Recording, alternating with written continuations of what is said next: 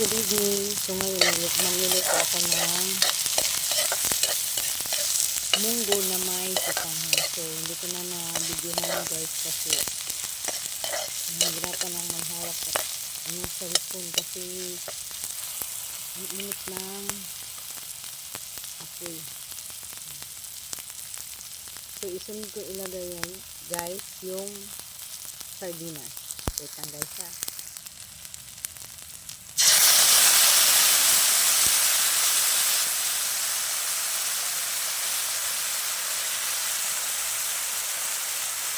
Yung kawali ko guys, na ginagamit ko is intended talaga ito pang yung pangkahoy.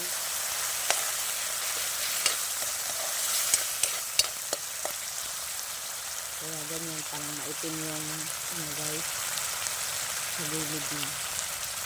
Pero nililinisan ko naman yun guys. Lagyan natin ng tubig guys.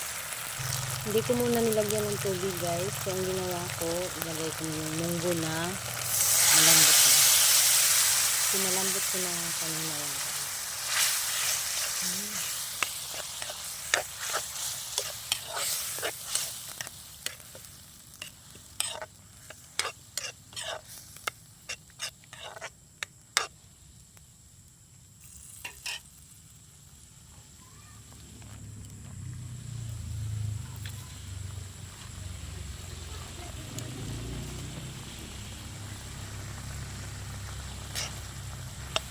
Mas maganda kasi dito sa labas magluto guys, kasi yung sa loob namin ba nangangamoy ulam, pati yung mga damit namin, yung mga gamit namin, pati yung unan namin, habol yung higaan namin nangangamoy isda or ano ba yung klaseng lutuin namin, nangangamoy siya. So dito ako nagluluto sa labas at saka sa kahoy ako nagluto kasi mas maganda talaga yung kahoy guys. Marami naman kaming kahoy dito eh.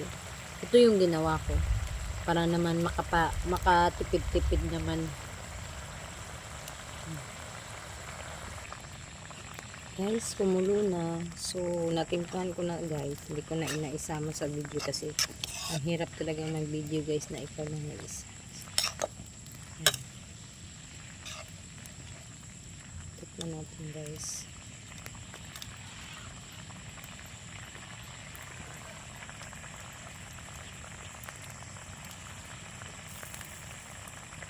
Okay na guys, so ilagay natin yung sutanghon guys.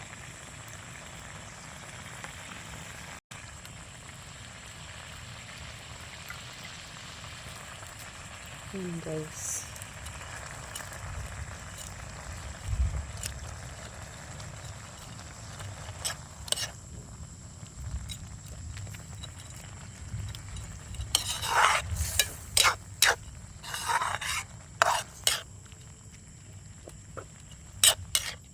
Simpleng buhay dito sa probinsya guys.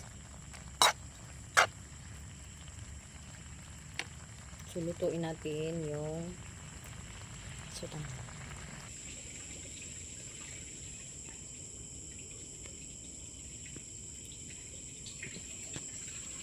Ito yung bagong kusina namin guys. Ginawa kanina. So yung ibang gamit namin dito namin nilagay. Pero yung iba doon sa loob.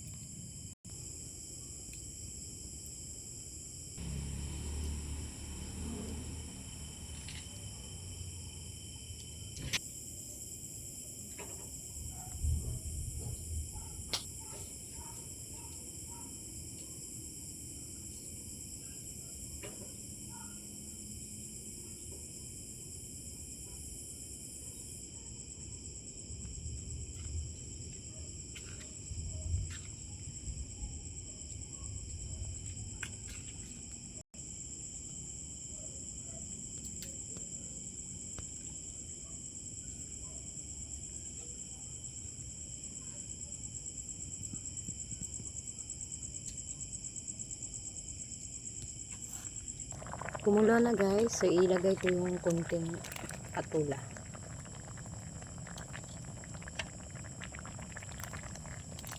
Ang last ko lang talaga yan ilagay guys. Kasi yung patula madali lang yung maluto.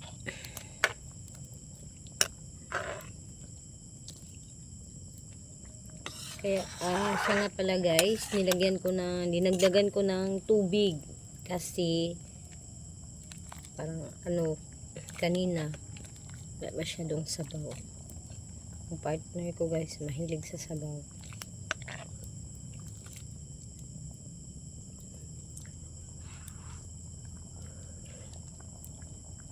Tinikman ko ulit guys. Okay rin yung lasa. Ayan. So ayan na guys, luto na ang ating suntanghon. Munggo with sutanghon with at patula guys. Ayan.